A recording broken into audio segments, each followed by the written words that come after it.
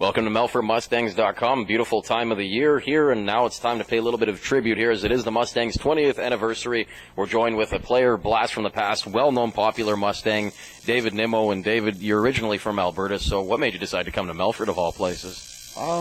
Actually, back then I went to camp with Prince Albert Raiders, and Leonard Stransberg actually came and scouted me there and brought me down here, and I liked what I saw, so I became a Mustang. Now, you played here from 2000, 2001, 01, 02, 02, 03. Now, 2000, 2001, what would you say was your best memory of your first season here in Melfort? A lot of good memories. Met a lot of new guys. We had a bit of a rough start that year, but we came on strong and nearly made the playoffs with going like 15, 16 games above 500, I think, in the second half. So probably our playoff push was probably the best memory from that season. Now, if you really want to talk to a blast from the past, the last time the Melfort Mustangs won in North Battleford at the North Battleford Civic Center, you were actually a member of that team. They haven't won there since. This was 01, 02. What would you say is your best memory of that season? Again, just some big wins. Back then, that's when we rivaled with Humboldt and Nipawin really a lot. So they had some good games against them, back and forth, good hockey all the time. So yeah, just playing hard-fought games every year was probably the best stuff there.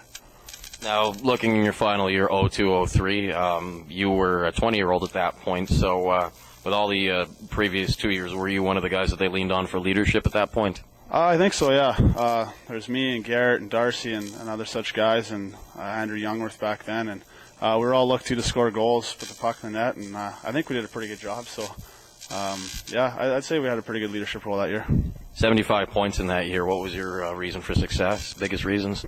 Just gained confidence throughout the season. I was playing with Garrett then, phenomenal player. Darcy, good player also. And a lot of power play time, and just found a knack for putting the puck in the net.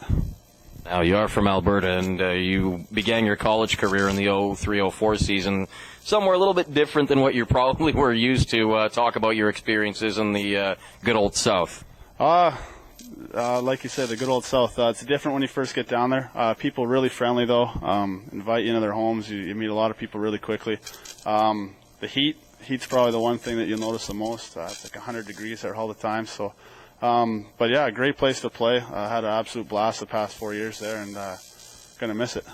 Now, you were this is with the Huntsville, Alabama. So talk about what the hockey experience is like down there. I mean, obviously when you think of a place like Alabama or any of the southern states, it's not a typical hockey market, but what was the fan support like over there?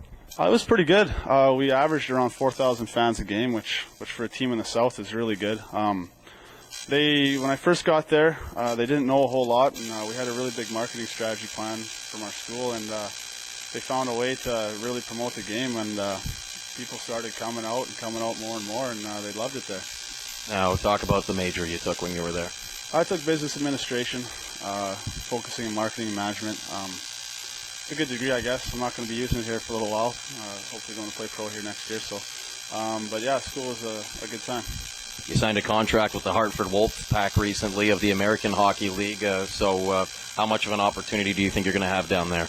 It should be a really good opportunity. I'm going to meet some great people, some good coaches. Just going to go over there and give it 100% and hopefully play as well as I can. So but they are the farm team of the New York Rangers. Have you talked to any of their staff about possibilities of one day making it to that level?